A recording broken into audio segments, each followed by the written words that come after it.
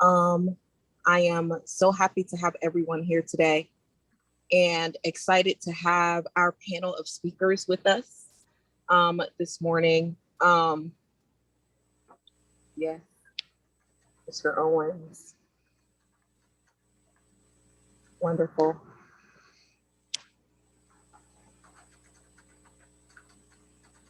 Yes. So today, our panel of speakers, we have quite a few speakers present with us today. The first panelist that we have present with us today is Mr. Ben Owens. Mr. Ben Owens is the Executive Director of Detours Mentoring Group.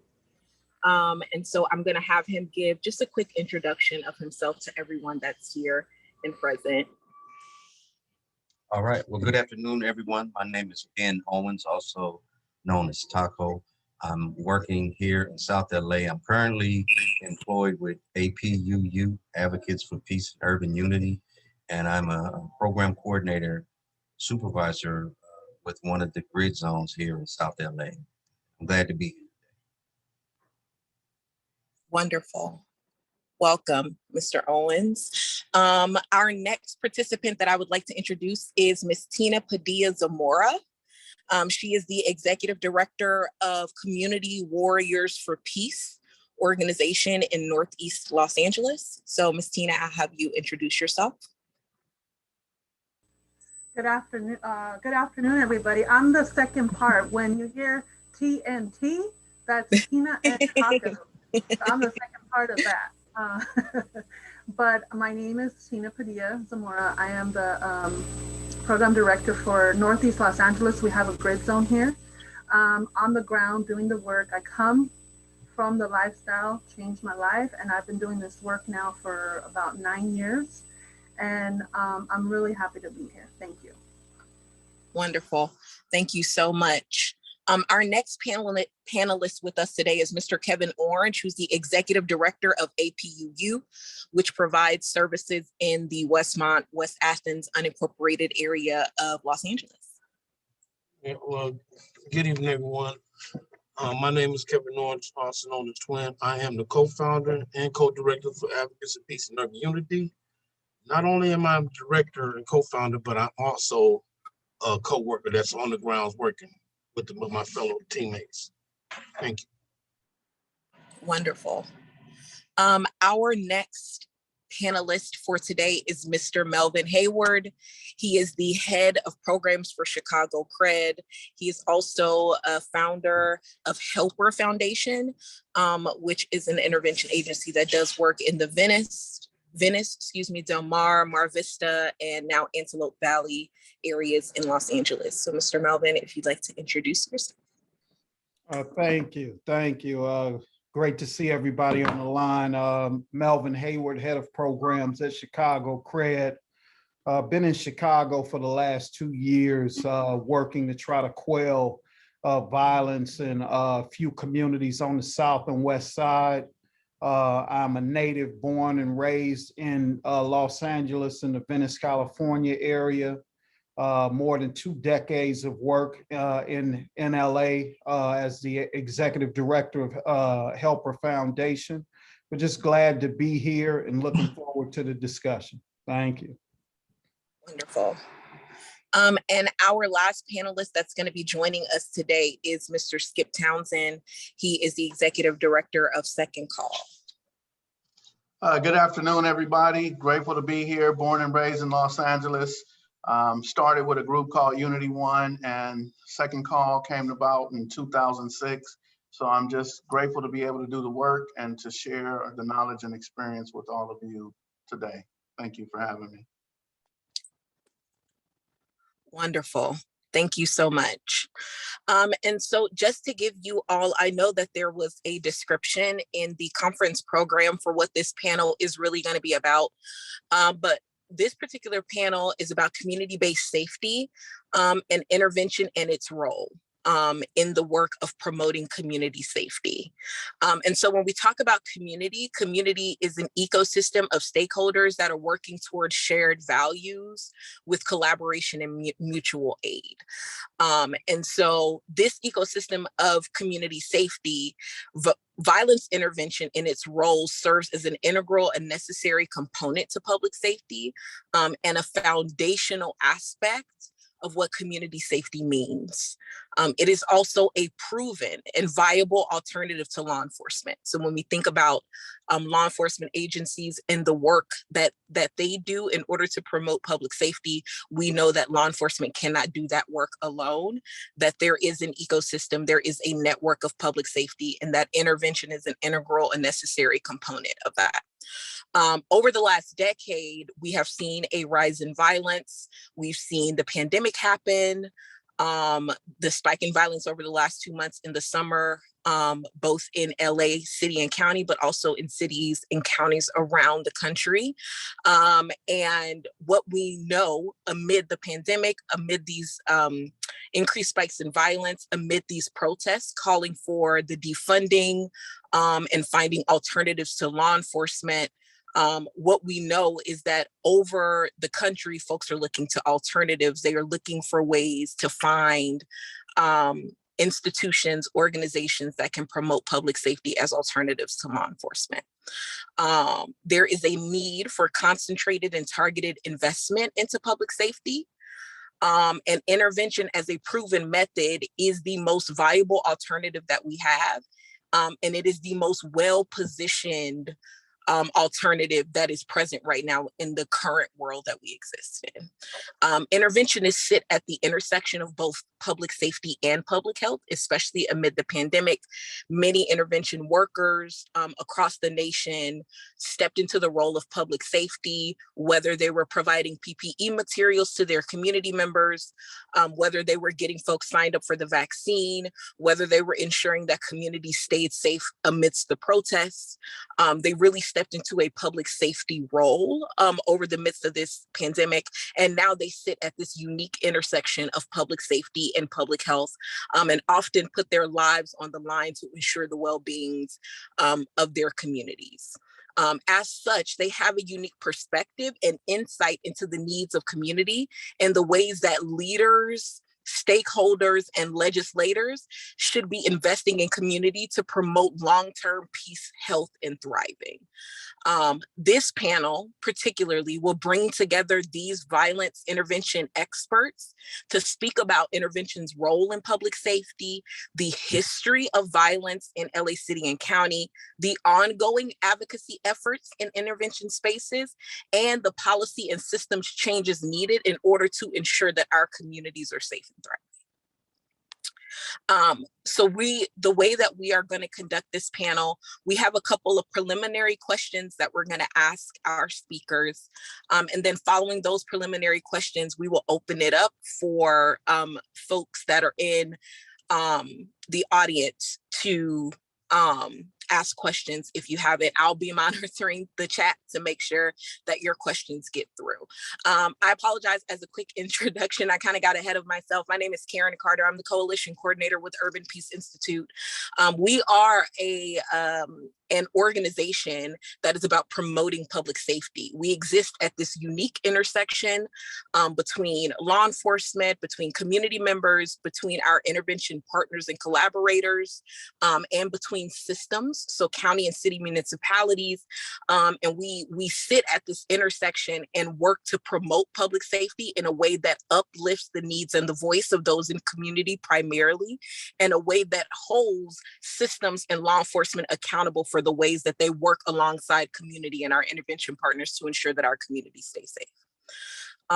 And so we've been doing this work for some time, and these folks that are on the panel, like I said, they're experts. They've been in this work for decades now, and we've been doing this work together. So we have a couple of questions that we're going to start with. It's just the beginning to offer some context. And then again, as we are asking questions, if you all have questions, please feel free to put them in the chat, and then we will answer those questions as we get to them, okay? So our first question for our panelists is really to help set context for the folks that are in this panel. I'm not sure how many people have an understanding, but really, what is the history of gang violence in Los Angeles when we think about the place where LA was when it was experiencing the height of its violence? What was the history? What is the history of gang violence in LA? And then what has been the city and county response to this violence? I don't know if someone would like to start. Okay, I'll jump in there, Karen. For the most part, as we look at intervention and peacemakers that come out of South LA, LA as a whole, when we look back to the days of the uprising in 1992, was probably one of the most pivotal points that we've seen homicides, in particular gang homicides, that took place in the county, with well over 2,000 homicides happening that year, and about 1,000 of those homicides taking place in the city alone. And what we've seen that came out of that was a group of ambassadors, a group of interventionists, peacemakers from different neighborhoods that were willing to sit down at the table and see how they could be a resource to their community. This massive network system of peacemakers, and we began to interact with each other. So when there was issues in the community, we could pick up the phone and call someone and put those fires out before they became legal. Today, we're at about 400 homicides within the county. Unfortunately, our target is to have 0 homicides, but the violence continues. But we come a long way, and just along with those networking strategies that we have, makes it possible for us to have the interaction in this great city, roughly 4 million people in the county, close to 12 million people. So although, the work is being done, we could use a little help in terms of having other interventionists on board, and that's where we're at today. If I could join in, Yes, could please. you asked the history of violence, and with the history of violence, I can't go back much further than my knowledge of the 1940s, of when there were zoot suiters, and the violence came from the individuals who were Caucasian, who were in the Army and the Marines, who would come to downtown LA. It was always, the violence was always against Black people, but it became against the zoot suiters. One of the things that happened is they were together. So the Ramona Gardens, Aliso Village projects, it was Black and brown together because they all lived in the projects back then. So they were always the result of violence. There were these things called the Spook Hunters out in the Torrance and Compton, South LA area. And the Spook Hunters, well, they did exactly what their name said. They would hunt for Black people who couldn't go across Alameda, who couldn't go across El Segundo, who couldn't go into South Bay areas, couldn't cross certain streets. So in the 1950s, what was created was the freeway system, the 91 freeway, the 110 freeway. These are designed to keep people in the area that they wanted to design to keep them in. And after a certain hour, it's called sundown states, sundown cities, where individuals couldn't cross. And when sun went down, you better go home. That's where I can recall the violence coming from. Groups like the Slossons, the Gladiators, Watts, these groups, they were social groups, but they were told by law enforcement they were gangs. And they were told they were gangs because they were congregating together. But from my knowledge, they couldn't be Boy Scouts, they couldn't be Cub Scouts. They were victimized, being 1 or 2 Blacks in a group full of white people. So the violence in LA really didn't start with the riots or with the Bloods and the Crips. It started prior to that. And when the Crips and Bloods started, now the violence was no longer.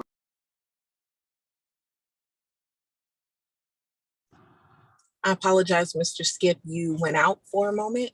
You're on mute, Brother Skip. Okay, sorry about that. But I think just to sum it up, the violence started well before the internal violence that happened in South LA and the internal violence that happened in East LA and other parts of the city and the county. It was a melting pot of violence that came in, and it was always against the Black and the brown until at some point we decided that we were going to be violent against each other, which kind of what Ben Taco Owens spoke about. Thank you for that. Is If there I any could, other- if I could go ahead and chime in on that. So I know I'm going to speak specifically to the Northeast Los Angeles, which I'm really familiar with. I was born and raised in this area. The gangs in this area started as social clubs. So they were social clubs for the respective areas. It, started way back in the 1940s. They started as a group of people getting together and just socializing in their respective areas. Then things came in, such as, first it started as heroin came in, then the cocaine got introduced into it, and then the methamphetamine got introduced into the neighborhoods, which caused the neighborhoods to become violent because then they're fighting over the drugs. And then you're going to throw in there a bunch of culture. You're going to throw in there trauma that's been happening, that within the culture, within these social clubs, within these people fighting for a piece of area that's doesn't even belong to them. So for us in our area, I would say that it's the criminalization and the gangs and being known as gangs. It didn't start out that way. It started off as social clubs. It started off as people just hanging out and getting together. And the drugs got introduced, and then that just changed everything. And that's my perspective from our side here. Wonderful. Yes, and I'd like to respond to that's a question. What was the response to law enforcement? Yeah. And I would like to say that the lack of resources that was handed in our communities after all this violence that was played through the gangs, whatever, or Black Panther era, it was the resources that was neglected for our community members.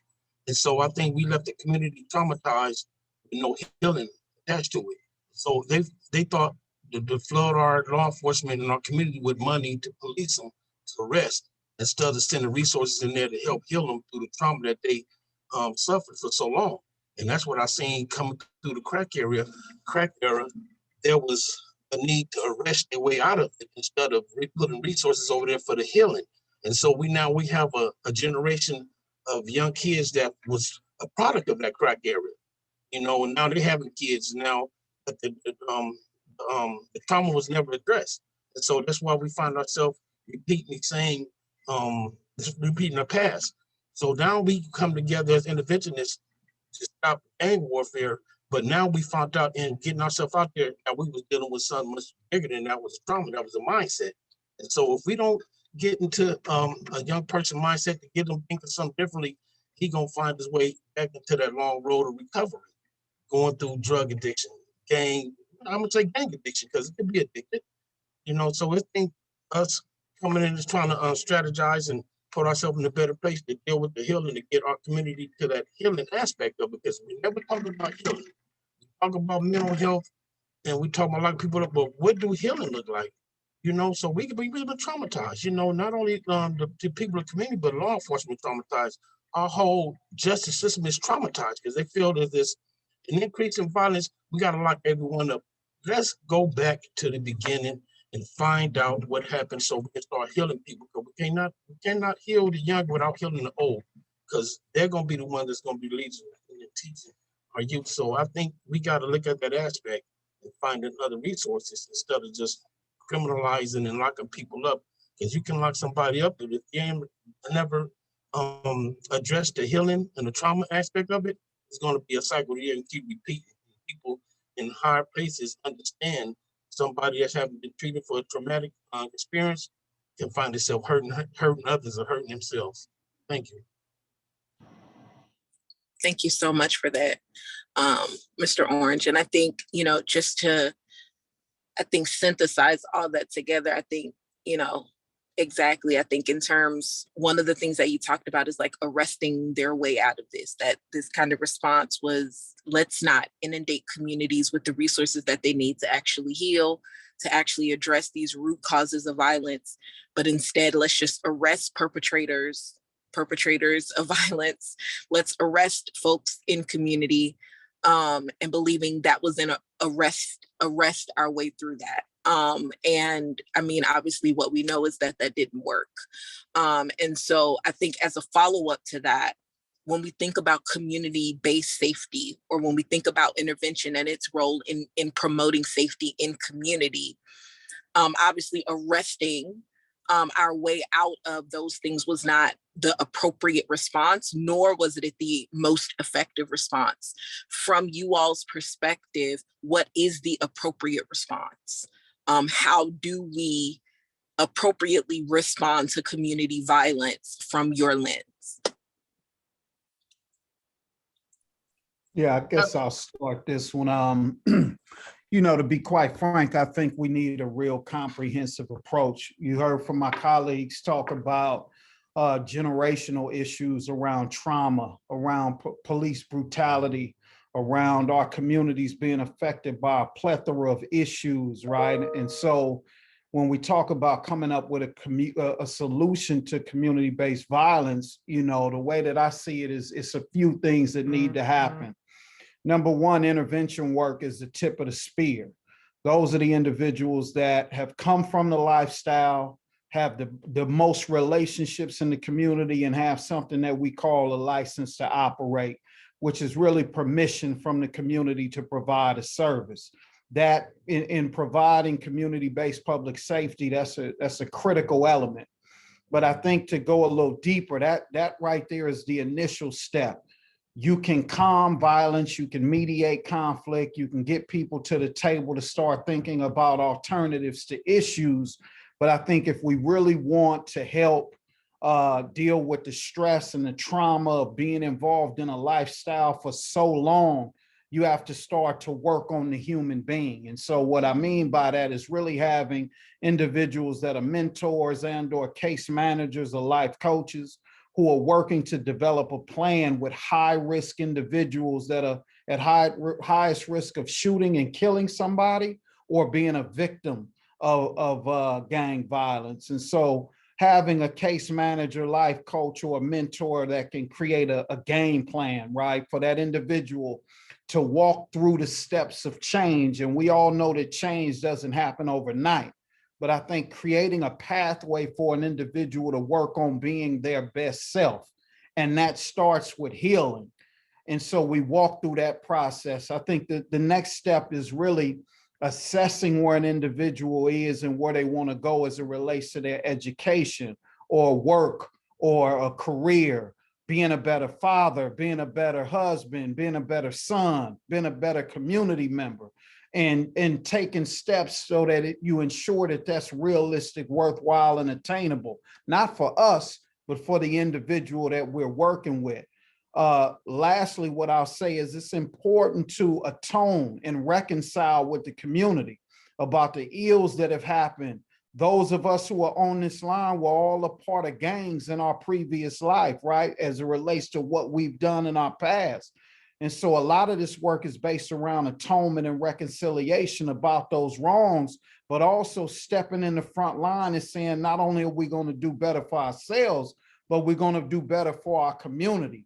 And so interfacing with the community for number one, to make sure that they take responsibility for what community members can do, but also bringing in a plethora of resources so the community can heal, so the community could move in the right direction as it relates to violence. But I think the precursor is generational poverty. So you say, well, how did we get violent? How did these communities get dropped on drugs in the community? Well, it's all based on generational poverty. And so we can't talk about violence without talking about that.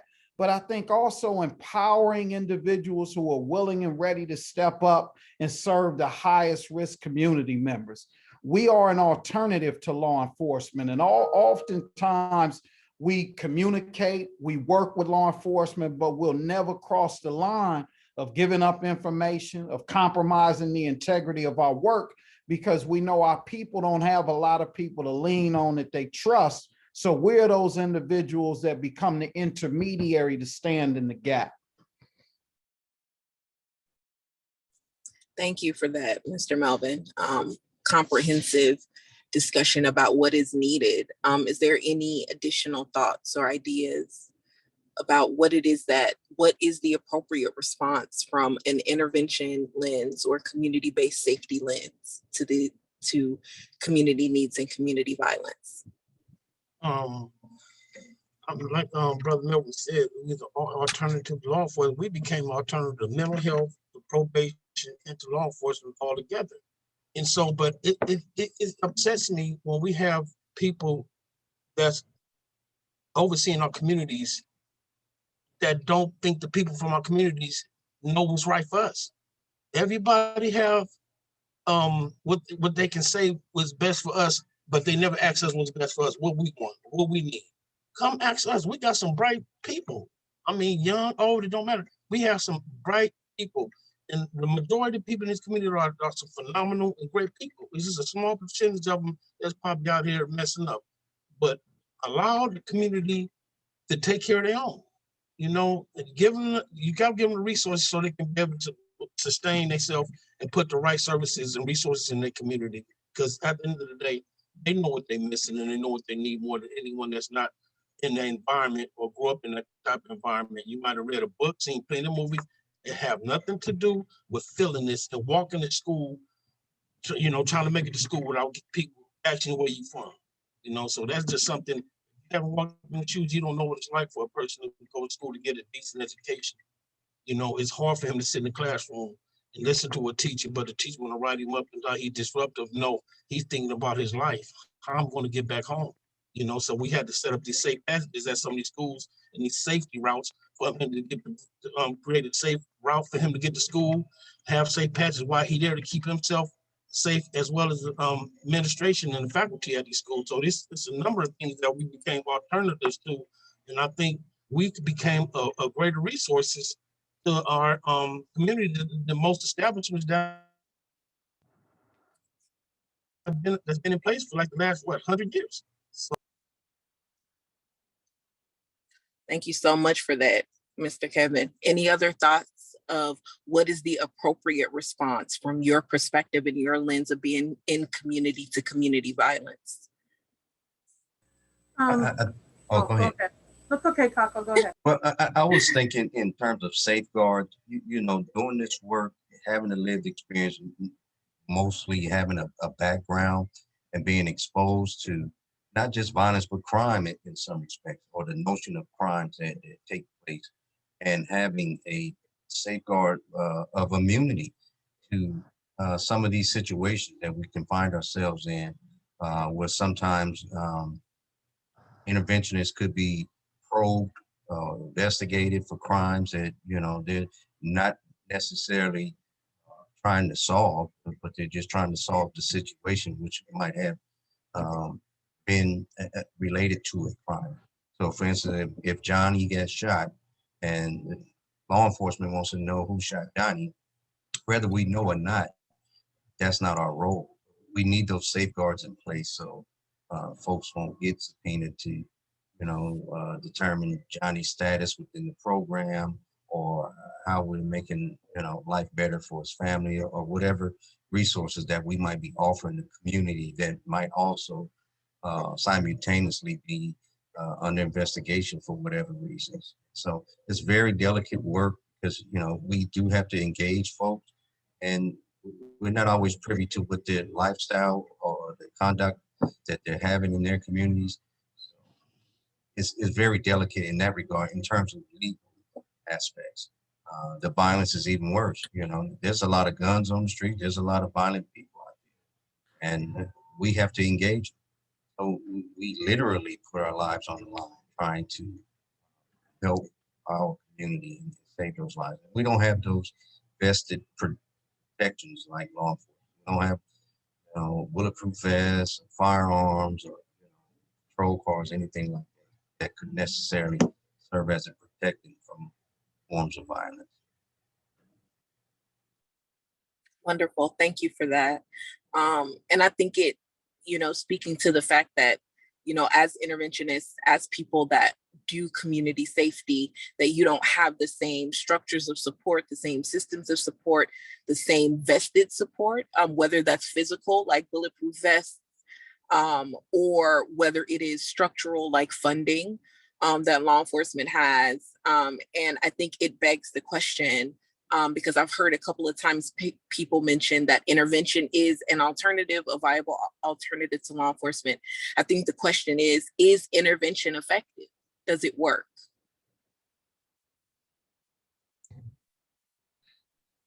I have a situation today where it's effective and it works. Got a phone call this morning about an individual, two individuals who were getting into it. One of them had been stabbed. The one who was stabbed shot at the other individual. So the guy gets me on the phone and tells me the name of the person. And I call him and I talk to him and have a conversation and ask him, would he be able to sit on the phone and be humane about the situation with someone who stabbed him. And after about 30 minutes of having this phone call, myself and other interventionists agreed that this is over with. We've talked about it, we've discussed it. Moving forward, can you guys leave it alone? And what would happen if they had not get intervention involved, it would have looked like somebody who's a Crip has shot or stabbed somebody who's a Blood, and now they're going back and forth. When really it was over a girl. Well, it is really over, personal issues, but because intervention was involved, how many lives did we save? There had already been a shooting, there had already been a stabbing, and now we're able to say, okay, both sides take losses. So I think it's very important to do this. And I just sat here and did that within a 35 to 40 minute time frame. And it made me think today, how many times have I done that? And it hasn't been documented. How many times have Melvin or Twin or Taco, Tina has done that and it wasn't documented? It's simply a conversation to save lives. So we can run down numbers. I think Taco gave us some numbers about 4.4 million people in LA City, 10 to 12 million in LA County.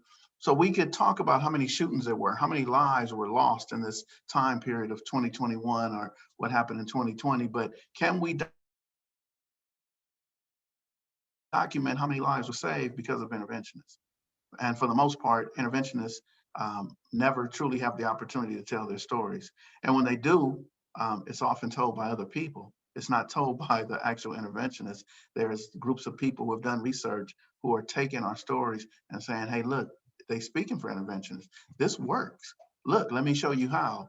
And they talk to people and show how it works, and they get millions of dollars.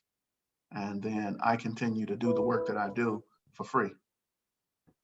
Yeah, I'll add to that. Skip, spoke to it, and I think that's the work that happens that goes untold. But the CRED office has a report that speaks to the work in the city of LA, and talking about intervention being a critical vessel to reducing violence in the city. Most importantly, the retaliatory incidents that happen based on revenge or something happening before, and people are upset and they want to get their lick back. And I can also tell you, when I started doing intervention work in Los Angeles, homicides were between 600 to 800 homicides per year. And so now you move down and you even in 1992, having 1,300 homicides in the city of LA. And so for the last decade, homicides have been under 300 for 10 years. And so that law enforcement can't take credit for that. You've had the chief of police and captains and lieutenants and commanders who have spoke on the importance of intervention in the city of LA and across this country. And so we know that it works, and it's been documented and it's been evaluated and studied in the city of LA. And what I can tell you is that LA has been the place where in the past we've transport the problem, right? LA gangs are all over the country and even all across the world.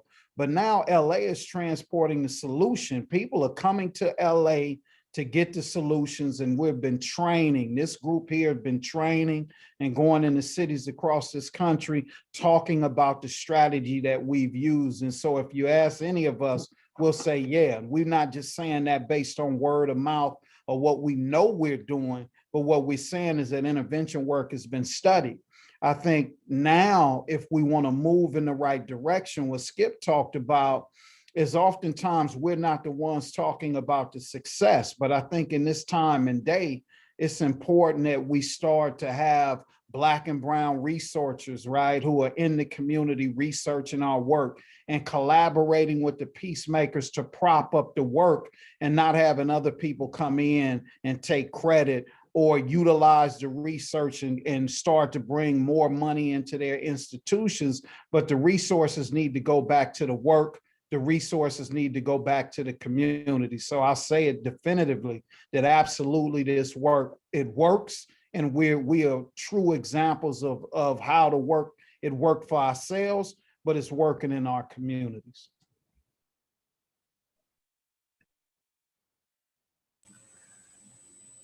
You're on mute, Karen. Oh, thank you. There's a statistic that I love that's floating around our that is floating around that has been used oftentimes when we talk about the effectiveness in the work of intervention, which is that when law enforcement responds to a homicide that has happened, the chance of there being a retaliatory homicide, law enforcement responding alone to a homicide, the percentage or the chance of retaliatory homicide is 27%. So there's a 27% chance that there will be a retaliation when law enforcement is responding alone. When law enforcement and intervention are responding to a homicide, each in their separate lanes, the chances of a retaliatory homicide drops to below 1%. And so intervention, definitively, to Mr. Melvin's point, I think intervention works, that there are studies, there is data. CRED, for those who don't know, who might not be in Los Angeles, CRED is the Gang Reduction and Youth Development Office. It is funded from the mayor. It's a mayor's office. But I think also, and we're going to talk a bit about systems, that when we talk about intervention and the creation of the trainings and the system of intervention, to Mr. Melvin's point, it's being created by these panelists, by these experts who are providing this knowledge base, not only to researchers, but to cities and counties, to help them be able to deal with the issues of community violence in their areas. And so I think when we think about what it is that you all are talking about, and this kind of mitigation of violence and the role that you all are playing in creating trainings, in helping equip other cities and counties to really deal with community violence. Over the last 10 years, what has been the growth of intervention and community safety at the city and county level in Los Angeles? So how has intervention been growing? What has been happening for intervention over the last 10 years? Well, just a footnote from your response to Melvin as far as what intervention has done and capturing that information. We also want to take into account that data that's reported. So when you look at gang violence and within the gang culture, most people aren't calling in crimes, especially acts of violence. So my own personal assessment, that would be like multiplied by probably 5 times, because what's reported and what's not reported in our communities. And that's on multiple levels of offenses that take place in our communities. Folks just don't report it. So they call the interventionists, they put the fire out, but that's the story that's never told or heard because it's not publicized. What's happened within the last 10 years, we've seen this development of intervention grow and professionalize to the degree to where folks acknowledge that this is a field of work that is impacting the community. You get folks out there who are boots on the ground, and folks who have the capacity to explain it, to articulate it, to make it fundable, and explain why it needs to be funded. Because it doesn't just impact the crime element, but better living for communities. Folks want to be able to go outside and walk to the store and be at the park, things like that. And they need to know that there are other options of public safety in their community.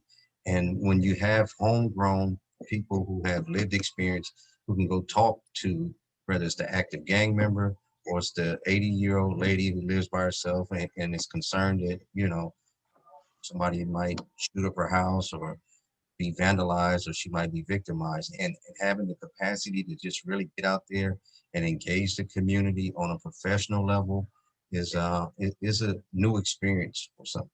And it opens the doors to, for lack of a better word, sanitize the work, because often the work is thought of as, but it's just some hood people going out and just, talking to some other hood people and making bad things stop happening. We're not there anymore. We've moved beyond. Wonderful, thank you. Any other insights on how has intervention been growing over the last 10 years, particularly in the city and county? Well, I can speak on that.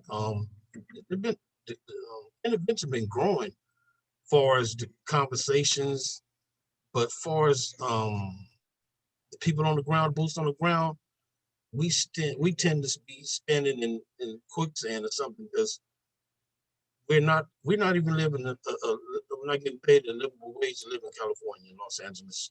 We still fighting just to get 40,000 a year, so we still at 35 and 34,000 a year. But you asking young men and women to go out here and get in the middle between law enforcement and protesters. See, when all the protests was going on out here with BLM, it was interventionists. The men and women was out there standing between law enforcement and BLM. That's why I come here to see them in South LA being so disruptive. They were pushed all the way out of here. So these are things that's been driving intervention to a high level, to where public health, the county brought in public health because they realized that was a public health epidemic. So we're sitting down with them for the last 5 years. We were able to create an Office of Violence Prevention. And I think I can put my name on that, that I sat with the directors and we came up with something, because it was all about healing for me. So we decided to create an Office of Violence Prevention and start dealing with the healing aspect, so we can get people, mentally into a safe space in the head.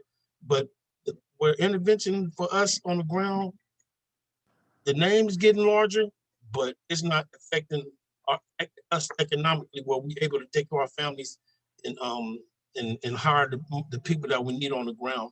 So it's a lot said that we involve ourselves in, because grief and loss, that's an area that we tend not people want to talk about, but we deal with these families that mothers lose a loved one. It's constant. We had to comfort mothers, brothers, sisters, and fathers, and walk them through the process of burying a loved one. Don't nobody wake up, knowing what to do with burying a child that was murdered. But this is where we come in and bring that calmness to help them through the process. And that can wear on us sometimes. So we got to do some self-care and healing on with each other.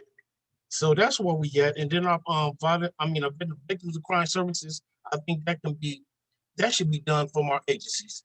The family should be coming to our organizations and providing them services. Because when you asking a mother to go into a police department to get the victim of crime services, she's getting investigated.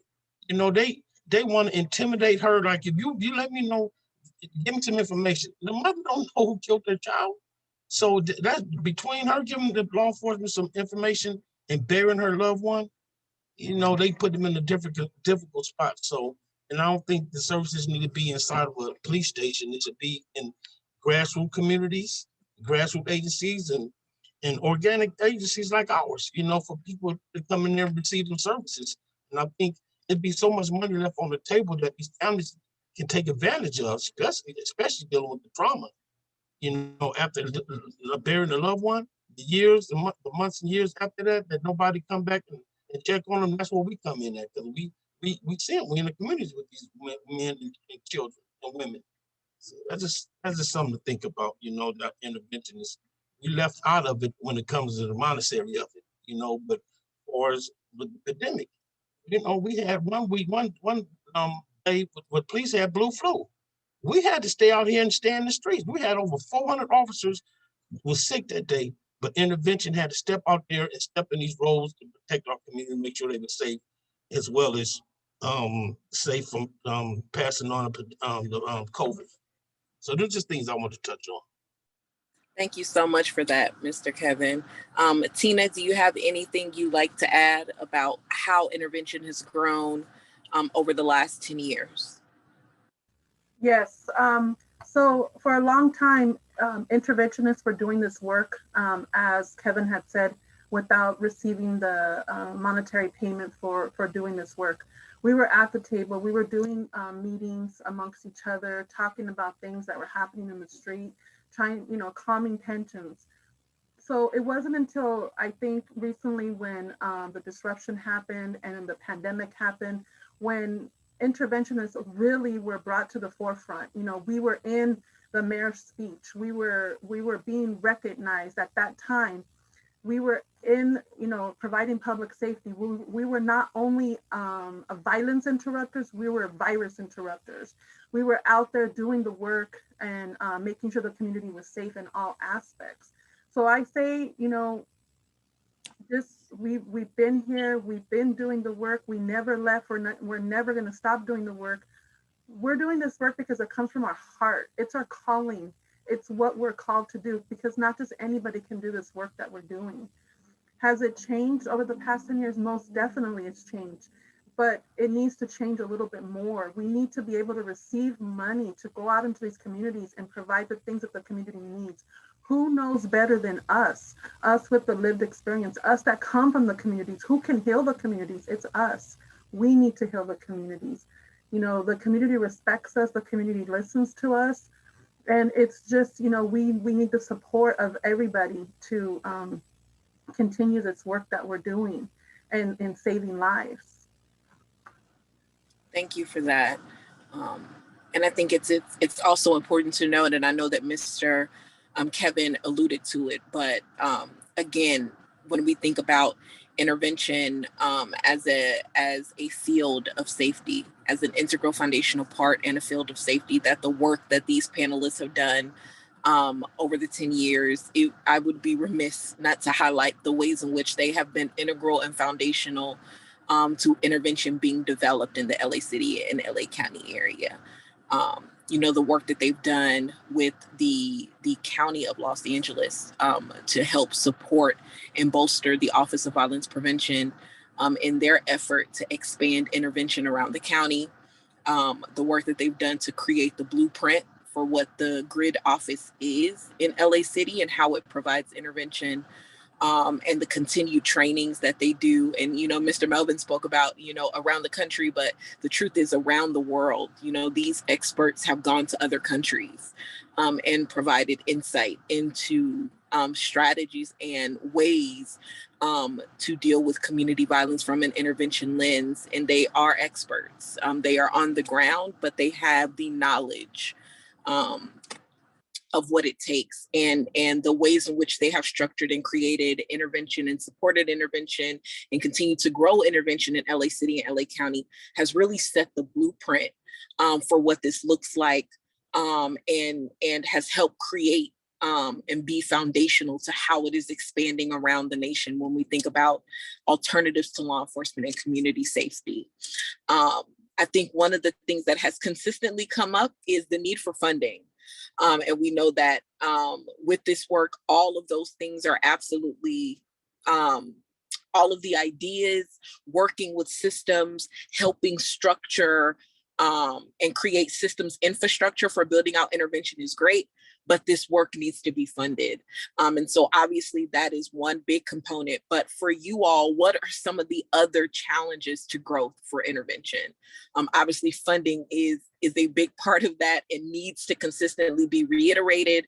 But what have been some of the challenges over the last 10 years to growth for intervention, particularly as you all have engaged with systems? So as you've engaged with county and city municipalities, as you've engaged with law enforcement, as you've taken this work federally, I would be remiss not to mention that, these experts sit on panels and coalitions federally around the nation to really push community safety. And so what have been, in you all's experience and in your knowledge, some of the barriers to growth for intervention?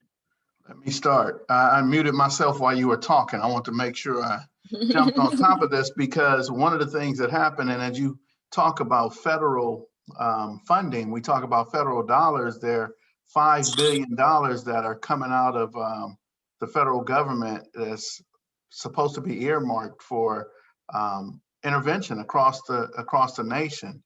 It looks like about $640 something million per year. That'll go anywhere between New York, Chicago, Los Angeles, Oakland, all these different cities, about 20 different cities. What happens is federally, there was a congresswoman who wanted to give me $100,000. And she said that I'm gonna give you $100,000, but I'm gonna give it to a larger agency so you don't have to jump through hoops with the federal funding cycle. So this larger agency said, well, we're gonna take half of the money. And the congresswoman said, that's fine, you both do great work. And so once they took half of the money, then they said, well, we're gonna charge you 10% for being your fiscal agent on this 50,000 that we're giving you. So bottom line is, because of things of that nature, because we're smaller agencies, we're looked at like, well, you've never dealt with money before, but I've dealt with, over $300,000 with county contracts, over $150,000 to $200,000 with city contracts. They just felt as if it might be too much for a smaller organization. So instead of us getting the money that we should receive, we're now down to receiving less than 50%. But also, I think it's important because with some of the county contracts, I was in a county contract that lasted over 9 months before I finally got funding for it. So during this 9 months, I'm paying my employees, I'm paying payroll taxes, I'm paying all these different things. And that's some of the things that happens where the average smaller nonprofit wouldn't be able to maintain and continue to provide these services. So I think that is a problem. The fee for service of getting a fee for service with the county. And also there's a number of different insurance policies that we should have, not just the general liability for $1 or $2 million, but there's certain insurances that if we're going to schools, then they want us to have professionalism insurance or I forgot the different insurance, but there are different insurances that attach to us.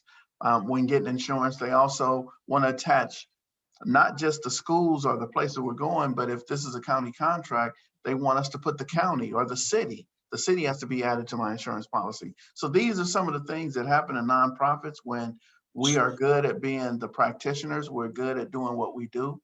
It ends up where there's so many barriers that for some people they give up. Or for others, they say, well, it's just easier for me to work for another organization than it is for me to run my own. So those are some of the things, and most of the larger organizations understand this. So what they'll do is they'll literally eat the smaller fish and get the small organizations to come on board. I worked for 10 years for another organization when I was told we were going to collaborate. So the collaboration was they onboarded about 5 or 6 of my people, and we then became employees of their system. So those things have to stop. Instead of them sharing with me a budget narrative, a budget summary, instead of showing me the best ways to go after grants, what happens, the larger agency eats the smaller agency, and it's just better for everybody is the way they look at it. So those are some of the barriers.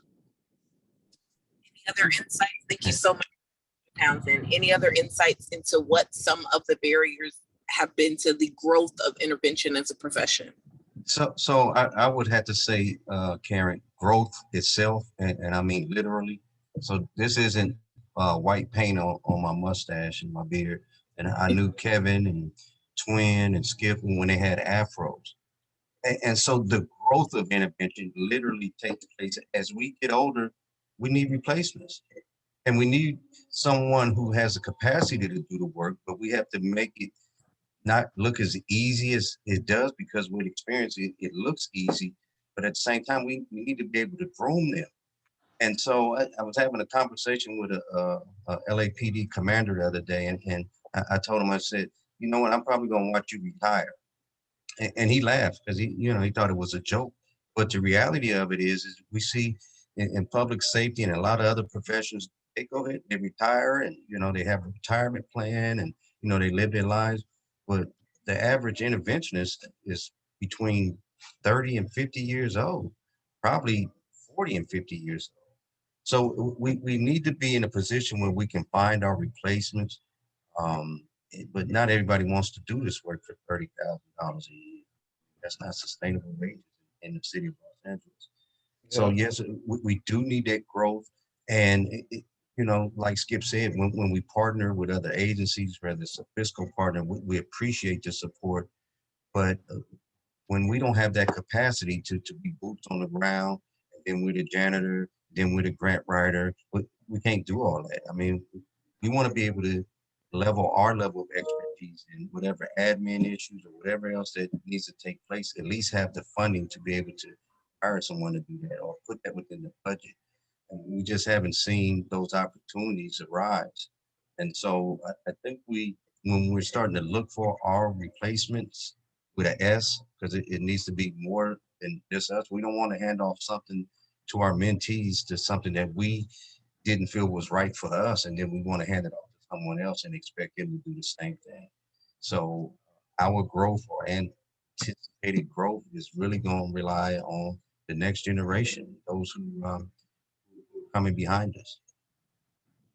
Thank Karen, you. I'll add to that as well. You know, my colleagues touched on it, they spoke well, but I'll also add that, you know, it's important to have organizations that are willing to invest in the infrastructure of smaller organizations, right, without all of these strings attached.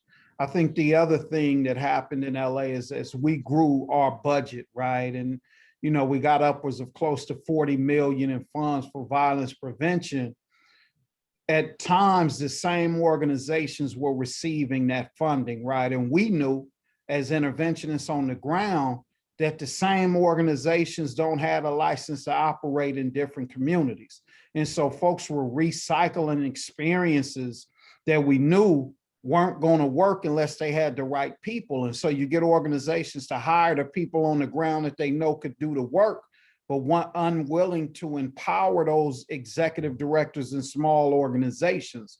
I think the missing link now, right, as we move into the next phase of the president committing 5.2 billion in federal dollars and the ARP resources, hundreds of millions of dollars that's going across the country now, is it's important for us to infuse those resources so that the money's hit the ground. Oftentimes, it doesn't trickle down in the way that it should. So whether the grassroots organizations that do the best work on the ground and have the best relationships receive it. I think the other thing is that it has to be a national mandate that violence prevention workers have a starting wage that can help them move up the ladder and start to get the pay that they deserve.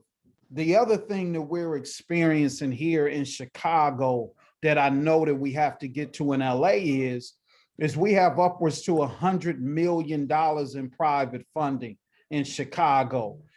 Now that's aside from the public resources that we're getting in a tune of upwards of 60 million. And so at some point we have to match the private dollars with the public dollars, because with public money, you're locked into what you can do with that contract. And my colleagues know, when we work for the grid is phenomenal, but whatever you say you're going to do with that money, based on those parameters, that's all you have to do, right? Which is a blessing. You got to have the discipline to utilize those resources to say you will. But with the private resources, you get to think outside the box. You get to continue to be innovative in this work. You get to pay your people to what they deserve, and you don't have all of the strings attached that you would have with public dollars coming around. So I think the private public partnership and enhancing the ability to have community-based organizations grow, but also do the work that those city and county and state municipalities want to allow us to grow in. And so public-private marriage has to happen in violence prevention. Thank you for that. I have a question from the audience that I want to ask you guys. Someone was curious if you all have previously done work with prosecutors, and if you all have done work with them, what has that work been like? So what does it look like for intervention to interact or collaborate with prosecutors? And if you all have done that work, what does it look like? I'm in the process of doing that work right now. I'm actually a community advisory board member for victim services for the LA County District Attorney. And my input is speaking for victims, and there are mothers on the board whose children been murdered. There's a lady who had been stalked, and there are different reasons why they're victims. But for the most part, individuals who come out of my community, we look, I don't want to speak for everybody, but most of us look at ourselves as being suspects and not victims. So if I'm shot or something happens to me, I always want to attach it to where I was or what I was doing, as opposed to just stopping and thinking like I've been victimized. So as I think Twin spoke about it, when we talk about victims of violent crimes and the police want to ask someone who was shot, what did he look like? Where did they go? What were they driving? An average person I know, when the shooting starts, if they're not shooting back, they're running, they're hiding, they're avoiding eye contact, they're looking for a tree, they're looking for a building, they're looking for somewhere to go. And now when law enforcement writes their report, what they say is they're uncooperative. And that's why they can't get services, because they're not cooperating with the police. So my portion of this, working with the LA County District Attorney, is speaking for the street level individuals that we're dealing with every day. Also, there is an initiative with one of the district attorneys who work with children of what's an alternative to incarceration. So they have different programs where, I forgot what they called them to, I was on the call this morning, where they are talking about restorative justice, and they're also talking about alternatives to sending them to camps and YA and youth authority. And what they want to do is they've chosen a union, a carpenters union. They chose Homeboy Industry out here in LA, where they're going to send them to Homeboy's Industry to teach them about how to be entrepreneurs. They'll have to go to trauma-informed life skill classes, but if they want a career, they want to send them to the carpentry trade or whatever. So they're looking for alternatives. And my input was that this is also needed in South LA. And so there's a district attorney who's dealing with hate crimes. And what he wants to do is he wants to get individuals who are involved in hate crimes. He wants to send them to Second Call, the agency I'm with, and take them through a one-year program similar to what we do with domestic violence, but send them to this program where they now get to address the issues and the root causes of why they committed a hate crime. So there's going to be trauma-informed life skills, but also they want them to talk to a therapist, do one-on-one, at least maybe twice a week with a therapist as well, to where they can start, if they needed any kind of mental health or something outside of a peer group, they'd have that. But also part of it is restorative justice. If we can get the individual that they committed the crime against to come into a room and sit at a table and let's have an open discussion. And if the victim is not willing to that, then maybe we can get a cousin, a brother, a sister, a son or something. And if we can't get a family member, then what we'll get is someone who is similar, has similar look, similar whatever, if it's religious, similar religion, similar color, skin color, hair color, whatever it is. So there's a lot of work that the new district attorney, LA District Attorney George Gascon is doing to interact with interventionists, but they're probably close to, I would say, close to 500 interventionists as ambassadors in LA, the county of LA. And it's about 4 of us that he reached out to and put on this board. So it does not cover, and most of the places they want to cover is the Valley, East LA, and Newton Division. There's one small area of 77 Division, which always leads the city in homicides, but it's not enough for the Black people in the community. It's just not enough. And he's a countywide district attorney. So it does not, it's a pebble in the ocean, but it's a good pebble. It's a solid pebble. It's a heavy pebble. I'm grateful that he's throwing the pebbles, but it's a pebble in the ocean. Thank you so much for that. And I want to encourage you all. I want to pronounce her name correctly, but Alana Matthews, is that correct? Yes, that's correct. Wonderful. So Alana Matthews was the person who lifted up that question, and she put her email in the chat. And so for the other panelists, if you have any insight to that if you would love to connect. I also want to encourage folks to go to QMO Space after this panel, because that our panelists will be there and willing to connect and talk to folks. I do want to acknowledge some of the comments in the chat, and one of the questions that's there in the chat, we had Mary Shala. I don't know if I pronounced your last name correctly. If I did not, forgive me. Charge it to my head, not my heart.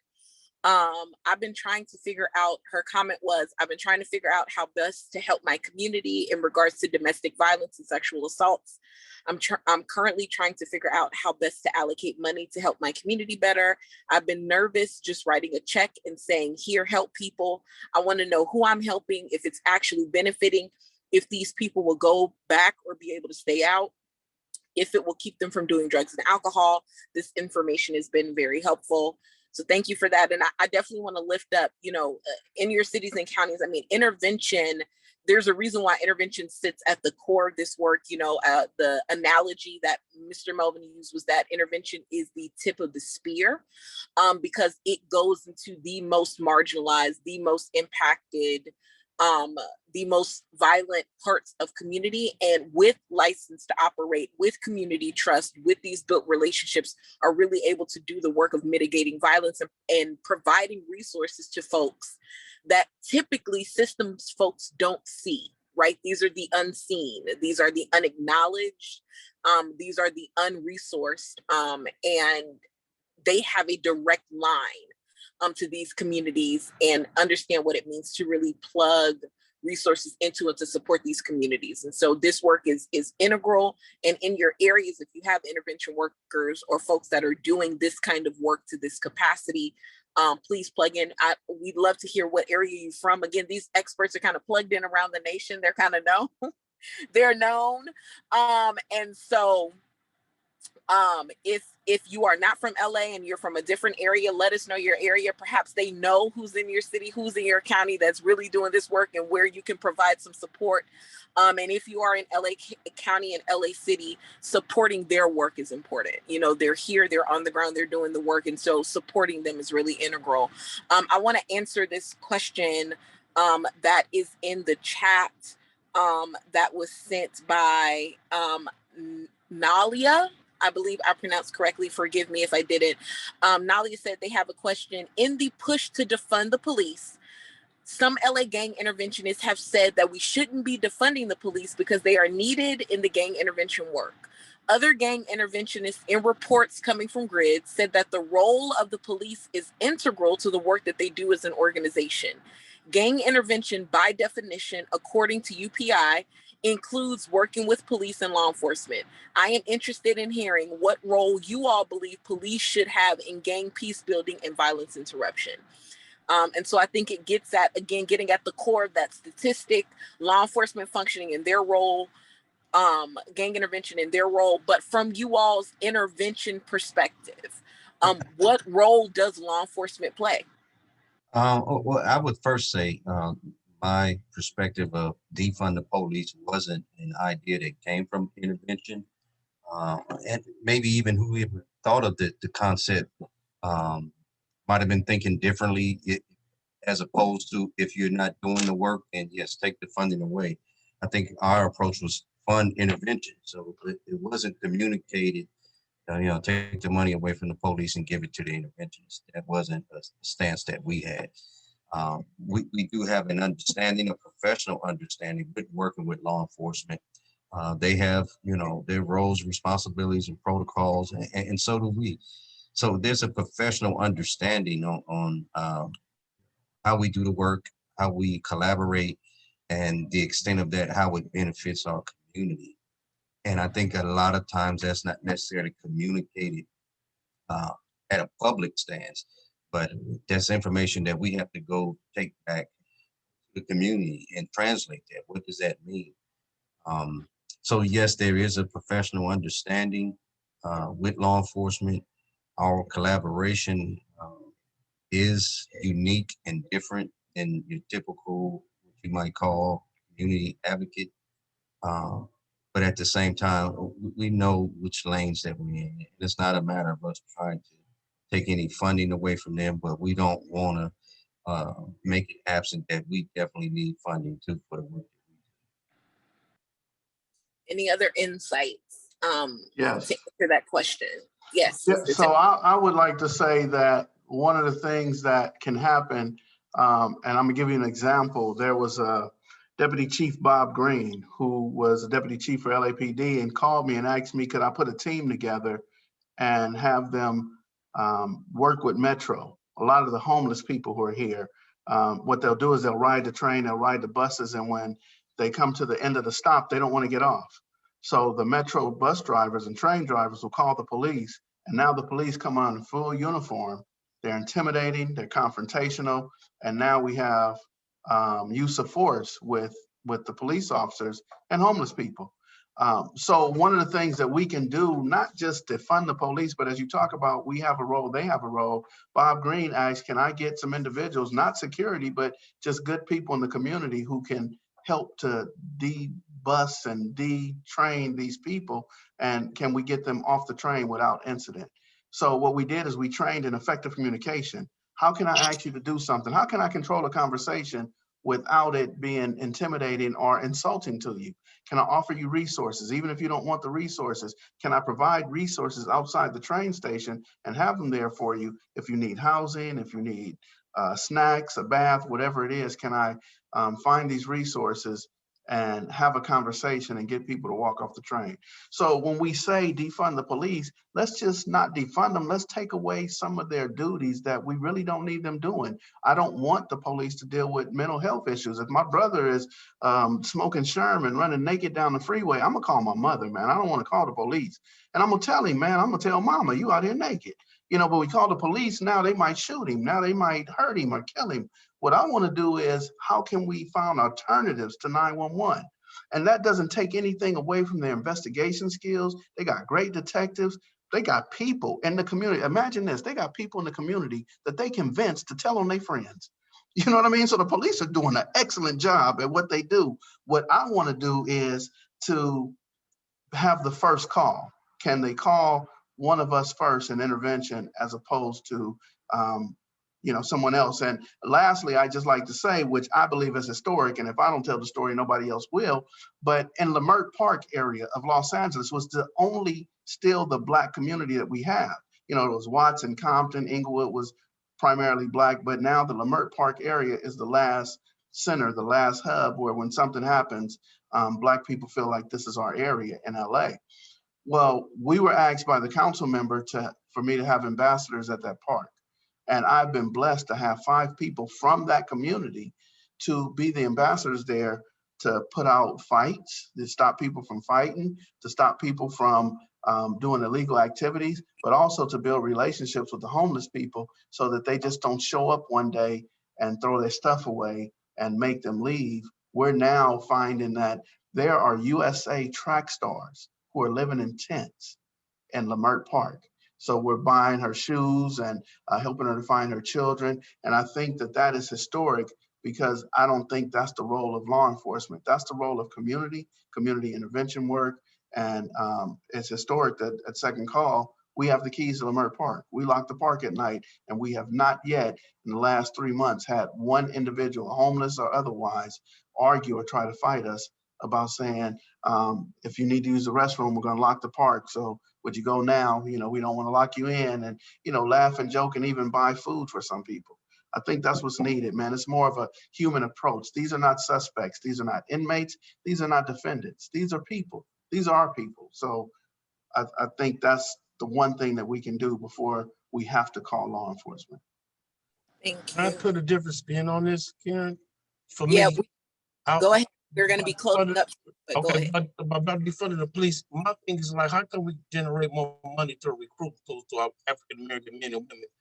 I would like to see more people that look like us patrolling and policing our own communities. So how can we direct some of that money to recruit our younger generations, and from elementary, middle school, and high school, as well as some of the junior colleges that we have? So I think we need to put an effort out there, because at this moment, I think we about to lose like about 5,000 to 6,000 African American men and women from law enforcement that's not going to be in our communities. People that don't look like us are going to be policing us. So that's one I mean, one advocate, that's the advocacy I want to push for.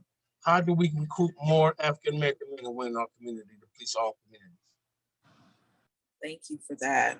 And I think one of the important things too, I think, Mr. Townsend is getting at it, Mr. Orange is getting at it, Mr. Owens and Ms. Padilla and Mr. Hayward were getting at it, speaking to the work that they do. Oftentimes when we think about law enforcement is reactionary, right? They are coming after the fact to try and figure out what happened. But intervention is about intervening. It is about meeting community at the place where they are, being able to rightly identify and assess what resources they need, what resources they do not have, and to work to try and provide those resources, to try and deal with community violence. And so it is a way of intervening, a way of keeping violence from happening, and a way of decreasing the violence that is already present in community. And so I think it is, again, that analogy of being the tip of the spear, it just goes further into community and addresses more of the needs, has more of the human touch and human interaction, than law enforcement. And because of that, it is a viable alternative. It's work that works, in Mr. Hayward's conclusion. One of the things that I just want folks to walk away with, from this panel is, number one, that intervention works, that it is a viable, effective alternative to law enforcement, that there has been data and science that has proven that this work, from folks who have the license to operate, which is the background, the connection to community trust, community buy-in, that when those individuals are equipped with capacity, with financial support, with system support, and they go into community to do this work, they are effective, and it changes our communities for the better so that they can thrive. And that the important piece of this is that if systems folks are looking for ways to continue to support community-based safety, it is going to necessitate continued, sustainable, collaborative, multifaceted funding for these individuals and for these organizations. And so we want to thank our panelists so much. If you all are interested in continuing these conversations, many of them have left their emails, their phone numbers,